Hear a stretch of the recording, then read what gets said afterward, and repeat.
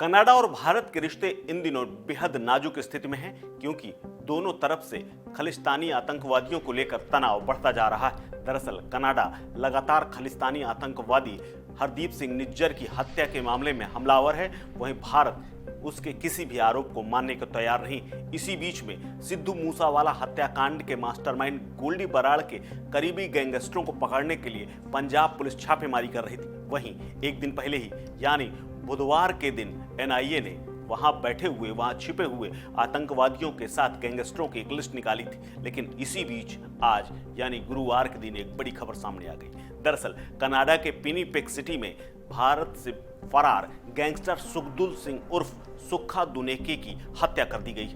अज्ञात लोगों ने उसको गोली से भून डाला है। आरोपी सुक्खा खालिस्तानी आतंकवादी अर्शदीप उर्फ अर्श डल्ला का राइट हैंड था और एनआईए की वांटेड लिस्ट में, हिट लिस्ट में शामिल था। गुरुवार को उसकी किसी ने गोली मारकर हत्या कर दी। सुक्खा कनाडा में बैठकर भारत विरोधी अपने गुर्गों के जरिए रंगदारी और उनसे उगाही का काम कराता था। सुखदुल सिंह उर्फ दुनेके सुक्खा ने कनाडा भागने के लिए भारत में बड़ी साजिश रची थी। उसने साल 2017 में फर्जी दस्तावेज बनवाए और पासपोर्ट और पुलिस क्लियरेंस हासिल किया। इसके अलावा उसमें पुलिस वाले भी इसमें शामिल थे। उसके खिलाफ पहले से 7 गंभीर आपराधिक मामले दर्ज थे।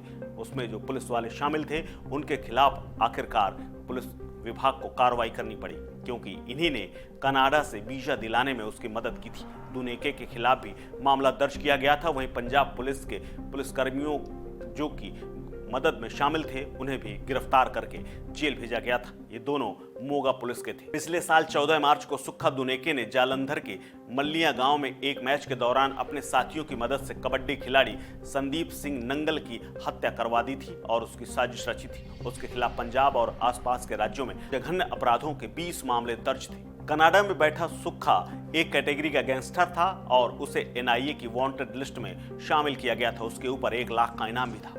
इस लिस्ट में पहले नंबर पर गैंगस्टर लॉरेंस बिश्नोई का गैंगस्टर गोल्डी बराड़, जो कि कनाडा में था, अब अमेरिका में बताया जा रहा है। इसने सिद्धू मूसावाले का कत्ल कराया था और वहीं से बैठकर भाड़े के शूटर हायर किए थे। दूसरे नंबर पर लॉरेंस का भाई है अनमोल बिश्नोई, जिसका नाम एनआईए की लिस्ट में शामिल है।